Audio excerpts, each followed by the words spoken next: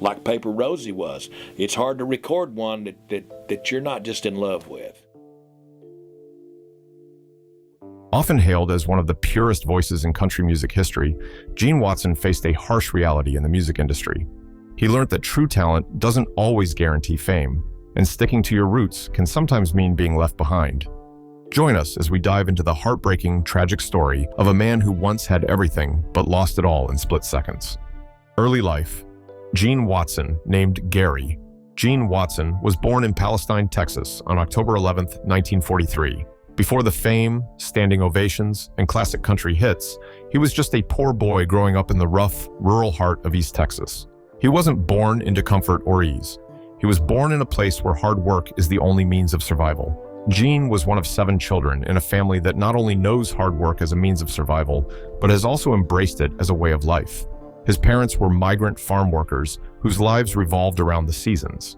They moved in any direction where there was work. This was why most of their early years were spent in a converted school bus, driving from town to town, field to field, in search of a living. That bus wasn't just transportation, it was their home. It was where they slept, ate, laughed, cried, prayed, and sang together. Gene didn't grow up playing with fancy toys, watching television, or enjoying the calm atmosphere of an air-conditioned room. All he knew was working hard to survive. That was his life approach. Despite his difficult upbringing, he still has the love of his family.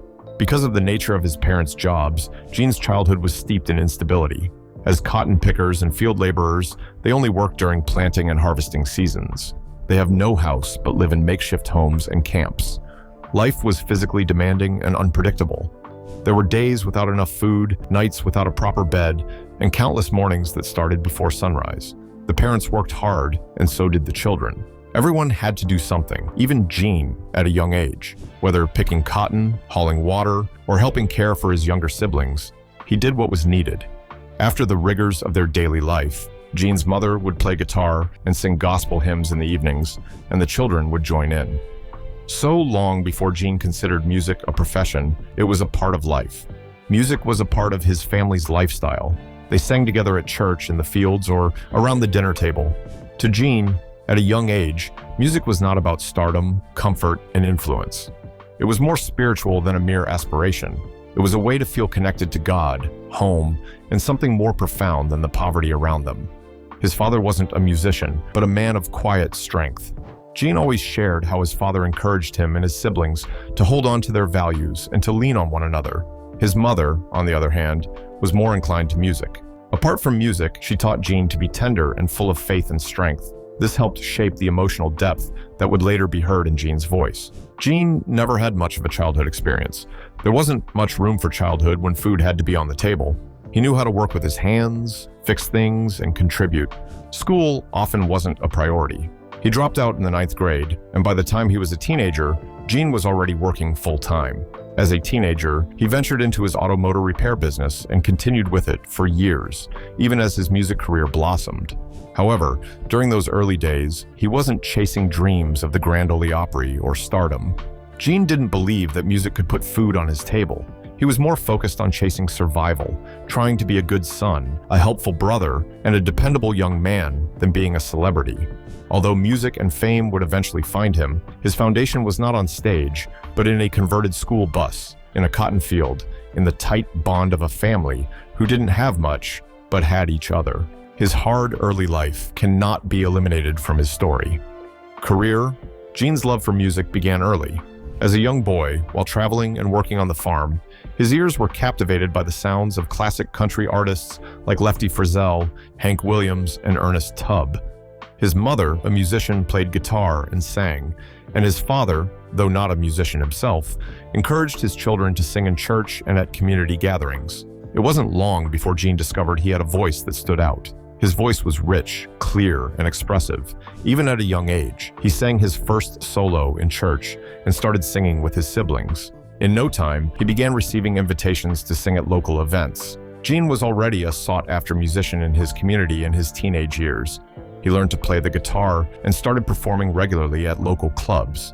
Soon, he began focusing on only honky-tonks and local dance halls. He wasn't just the boy who once sang gospel songs in a school bus anymore.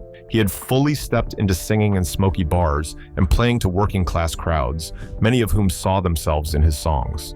During this time, Gene and his brother Jesse Watson formed a group called the Watson Brothers. They played at local venues and began building a small but loyal fan base in Texas.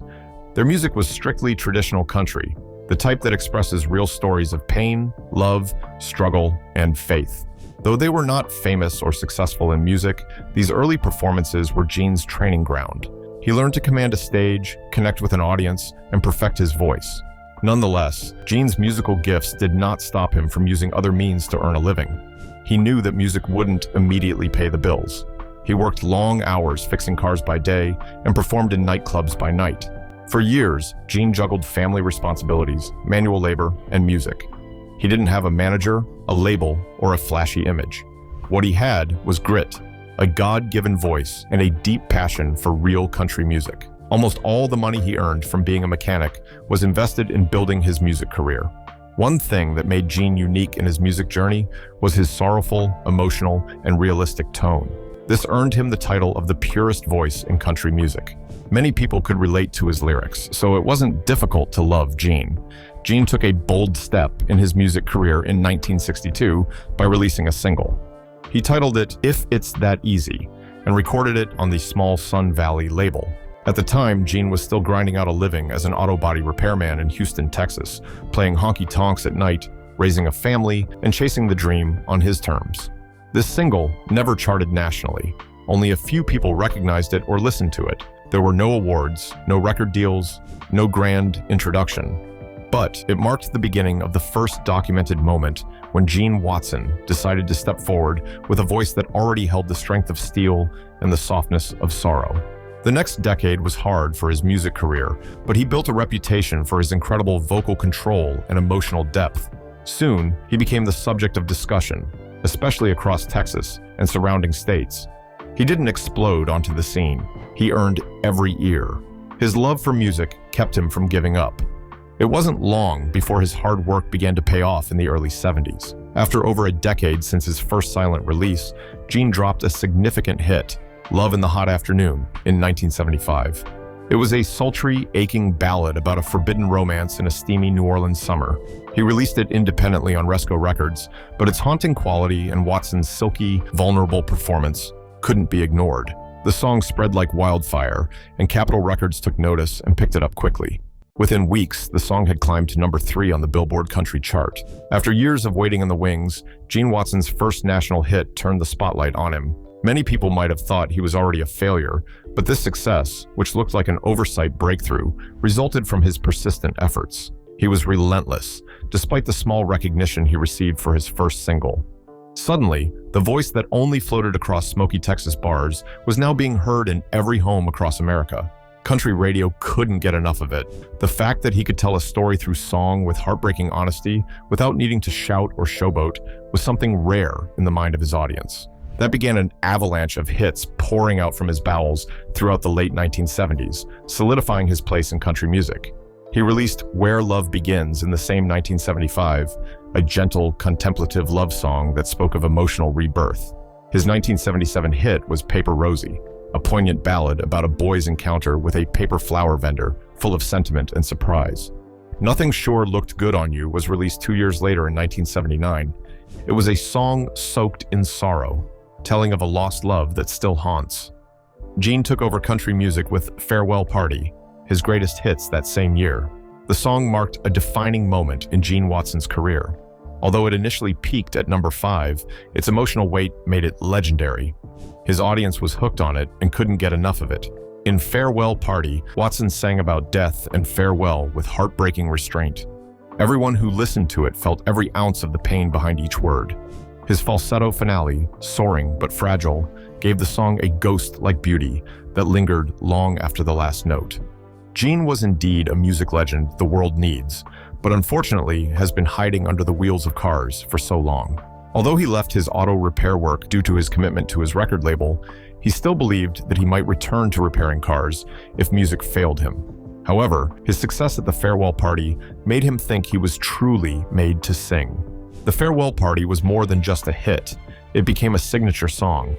It was a career anthem that encapsulated his ability to merge vocal precision with emotional devastation. It's deeper than just country music. It was grief laced with melody. As someone who was raised in hard work, Gene didn't slow down because of the success of the farewell party. He kept putting in more effort in his music. In 1981, he reached a long overdue milestone. His first #1 hit with the infectiously catchy and cleverly written 14 Karat Mind. It is a song about betrayal, self-deception, and materialism in love. 14 Karat Mind has all it takes to make a hit. It has a clever hook, a strong melody, and a voice that drips with resignation. It introduced Watson to a broader, even younger audience and marked the peak of his commercial success. The whole world was talking about him. The 1980s became a rich time for Gene's discography.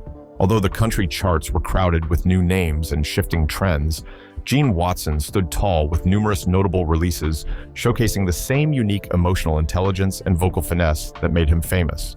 Some of those songs topping the charts include Speak Softly, You're Talking to My Heart, a gentle reminder that words can wound deeply, You're Outdoing What I'm Here Doing Without, a classic country lament, full of lonesome bars and aching regret. Got No Reason Now for Going Home, the story of a man trying to make sense of a life after love. And finally, Sometimes I Get Lucky and Forget. Throughout this era, Watson earned a title that has followed him ever since, a singer's singer. Artists revered him. Even fellow vocalists admired his control. His ability to move from baritone depth to falsetto ache in a single phrase, and his refusal to trade substance for style were iconic. By the end of the 1980s, Gene Watson had left a profound mark on country music. He wasn't just another chart topper, but a storyteller, a torchbearer of tradition, and a voice that carried generations of longing. However, this era of fame and recognition came to a tragic end in the 90s. What could have resulted in the fatal failure of someone once a music icon in split seconds? It was nothing but financial mismanagement. It was an ordeal that nearly derailed his musical journey and caused personal and professional turmoil. He only knows how to sing, not how to manage funds. So, while he was on the stage making the audience happy, releasing hits and topping charts, his career was on the verge of meeting its Waterloo. His management took control of his funds, sued him, made him bankrupt, and heartbroken. Here is the whole story. In the late 1980s, Gene was managed by Lib Hatcher, an influential Nashville figure who also managed high-profile stars. Hatcher reportedly promised to align Gene with other rising artists like Randy Travis, so he could fit into the rising trend of pop country. He also promised Gene extensive touring and promotion, but never fulfilled any of these promises. Yet she kept collecting financial commitments for a job he never did. Gene felt stifled and eventually sought release from the contract. This made Hatcher sue him in return. Because of the dispute, Gene was barred from signing with new management or labels. Warner Brothers, which had just released his album At Last in 1991, dropped him once the lawsuit became known, further limiting his opportunities. This legal battle left him stuck and unable to secure new deals, and he lost the support of major labels. Seeing that his career was already going down the drain, Gene turned to veteran manager Jack McFadden, known for grooming careers like Merle Haggard's. McFadden worked without a formal contract due to the lawsuit, so he managed to steer Gene toward a Canadian independent deal with producer Gary Buck. Gary Buck helped Gene produce the album In Other Words in 1992. The song was recorded in Nashville, released in Canada via Mercury Polygram, and in the US through Broadland International.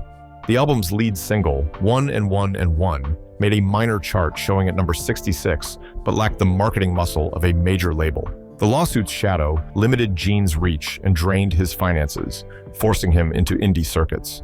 Amid all those struggles, Gene lost his producer, Gary Buck, to the cold hands of death.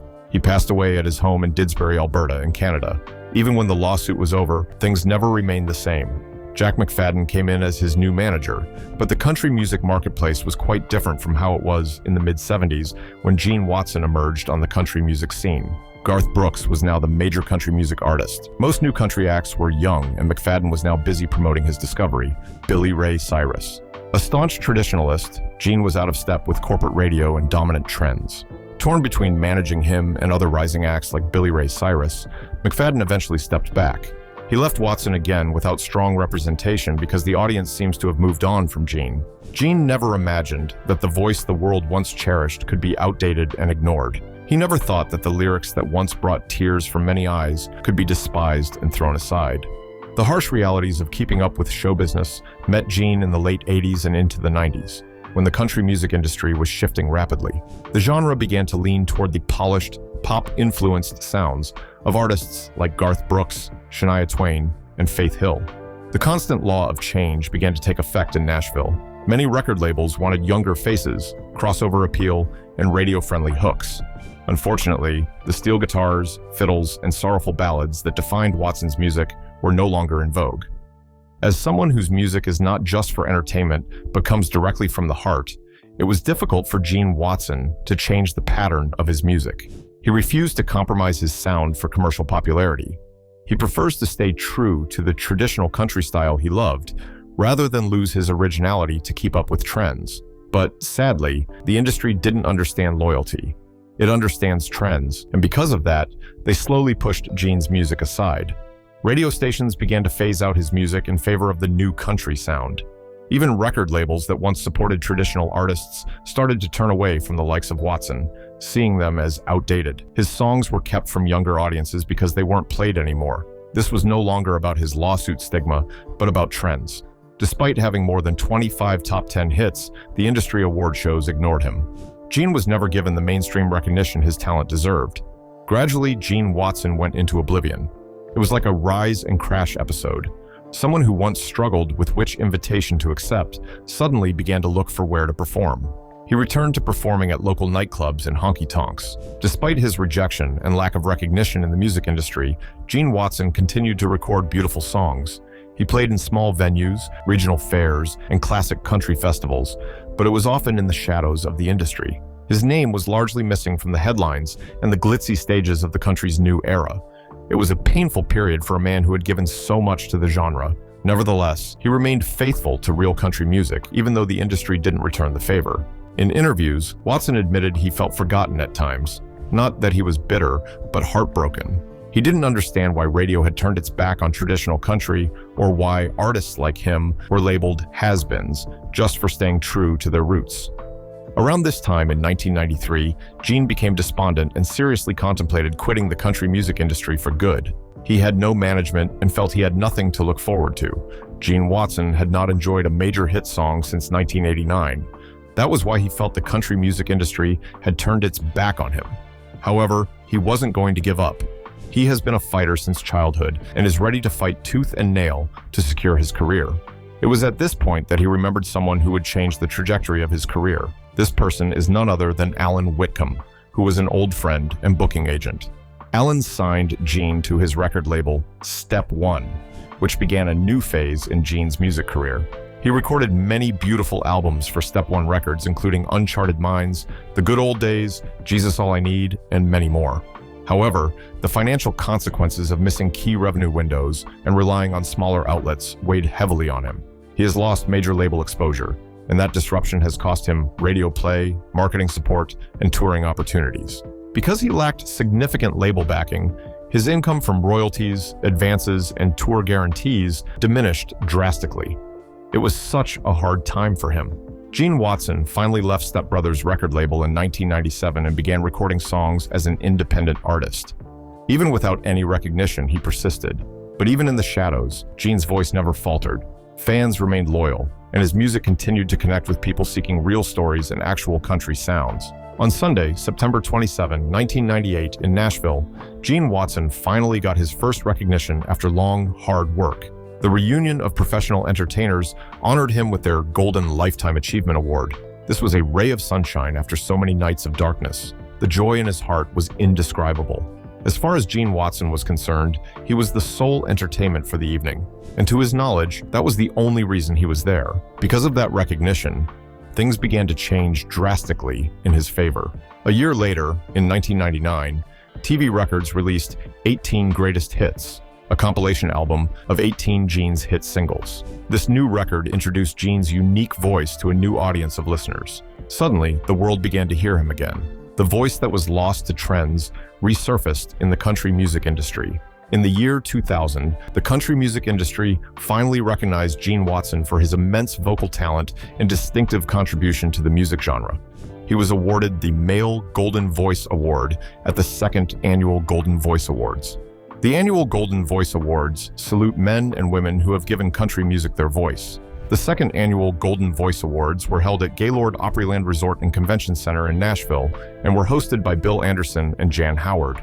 More than 700 people attended the brunch event at Opryland Hotel. Proceeds were going to the Performers Benefit Fund, which provided adequate health care for qualifying members of the Grand Ole Opry and was administered through a board of directors elected by Opry members. During a conversation before appearing on the hallowed stage of the Grand Ole Opry in Nashville, Gene Watson said to the press, "I feel disappointment at the fact that most country music radio stations in the United States do not play my music, and I wish that I could do something about it." It was only a matter of hours later before his name began to make waves again. His steadfastness and loyalty to traditional country music finally paid off. Gene Watson has continued to release more hits and has become a top charter again in the country music industry. In 2020, his lifelong dream finally came through. Gene Watson was officially inducted into the Grand Ole Opry, one of the highest honors in the genre. It was a moment of triumph for Gene and every fan who believed in real country music. Although the recognition was late, it was deeply deserved. Gene has a legendary legacy of 34 studio albums, charted 72 songs, achieved 23 top 10, and earned 6 number ones. But beyond the numbers, Gene Watson's legacy is one of consistency, sincerity, and soul. He never chased trends or compromised his sound. He stayed true to his roots, voice, and fans. Even today, Gene continues to perform, proving that great music never goes out of style. Personal life. Tour that we're celebrating right now, and if it wasn't for you guys and the fans. Gene Watson is a private person who has kept most of his personal affairs private. Only a little information is available for public consumption. Gene married Maddie Louise Bivens, now known as Maddie Bivens Watson, in January 1961. He was just 17, and she was around 15 years old. Their marriage has lasted for over 62 years and has been blessed with 2 wonderful children, a daughter, Terry Lynn, and a son, Gary Wayne. Gene has often described his family as the anchor that kept him through triumphs and struggles. Maddie has maintained a private life, rarely stepping into the spotlight. She has, however, played a pivotal role behind the scenes. She manages parts of Gene's touring, providing background vocals on his recordings, and offering emotional and practical support. Gene always credits her with grounding him during his busiest, most turbulent times. Many thought music was the only thing Gene loved, but few know that offstage, he enjoys gardening, fishing, and reading, particularly books that encourage reflection and serenity. Gene and Maddie make their home in Houston, Texas, enjoying a quieter life away from the famous glare of stardom. Their peaceful family was faced with another heartbreaking tragedy when Gene was diagnosed with colon cancer in the year 2000. He reported symptoms prompting medical evaluation, which led to the confirmation of the disease. He underwent a combination of surgeries to remove the affected section of his colon. After the surgery, he had chemotherapy to eliminate any remaining cancer cells. The treatments were grueling, emotionally draining, and physically taxing. He was forced to pause touring and recording to focus entirely on recovery. It was a difficult choice, but he had to live before pursuing his passion. A year later, in March 2001, Gene had returned to the hospital for follow-up tests and received encouraging news. His recovery and treatment response were positive. He bounced back with full force into recording songs and taking to the road again, the stage lights casting a warm glow on a voice that had weathered decades and still rang clear with purpose. For a time, it seemed everything was coming together for Gene Watson. Momentum was building, the music was flowing, and the fans, both longtime devotees and new listeners, responded with the devotion that only genuine authenticity can inspire. But life dealt another devastating blow with its cruel sense of timing. In the year 2001, Gene suffered one of the most painful losses imaginable, the death of his beloved daughter, Terry Watson, due to complications from COVID-19. Terry passed away on the 2nd of February at the age of 58 at Paris Regional Medical Center in Sumner, Texas. It was a loss that cut deep, not just through the fabric of Gene's world, but also the hearts of those who had followed his journey for decades. Though Gene has always been known for his discretion and humility regarding his private life, those close to him and longtime fans knew the depth of this sorrow. Terry was more than just family. She was a part of his foundation, a quiet source of strength, and her passing underscored the deeply rooted bond that holds the Watson family together, even amid unimaginable grief. Yet, despite all the challenges he has endured, an often difficult childhood, the tumult of a long career in a relentlessly changing industry, and profound personal losses, Gene Watson remains the embodiment of quiet strength. His resilience is not loud or boastful, but steady, enduring, and unshakable. He has continued to show up for the music, for the fans, and for the legacy he is so carefully and meaningfully crafting. Every note he sings is laced with the echoes of those he has loved and lost, and every lyric carries the weight of a lifetime lived fully and truthfully. Now, at 81 years old, Gene Watson is far from slowing down. Instead, he continues to leave a legacy, not only through his chart-topping hits and countless performances, but through the lives he's touched along the way. His music speaks to generations, and his presence in the industry is a testament to perseverance, passion, and the healing power of song. What have you learned from the heartbreaking tragedy of Gene Watson, and how can you relate to his pain? Please share your thoughts in the comments section and subscribe to our YouTube channel. Please give this video a thumbs up and share it with someone. Before you leave, watch other videos on this channel for a few minutes.